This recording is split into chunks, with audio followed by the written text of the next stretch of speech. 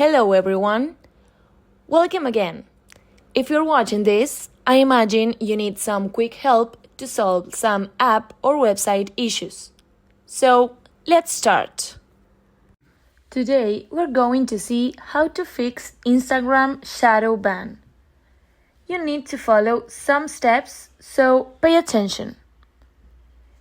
Instagram can sometimes block accounts for having inappropriate content, such as violence or sexual content. To resolve this, here's what you should do. First, open the Instagram application. Click on the icon in the lower right corner.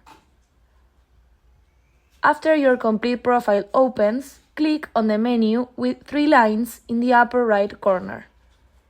Here, you have to enter in Settings, which is the first option. Now, scroll all the way down and select Help. Now, you have to look for the option that says Account Status. Instagram will show you if any of your content violates its guidelines or if you have any blocked posts. In this case, my account doesn't have anything prohibited, but it should appear here if you do. If you have any prohibited content, you should locate it in your post and either delete it or change it. So, if you have done this and are still blocked, try reinstalling the application.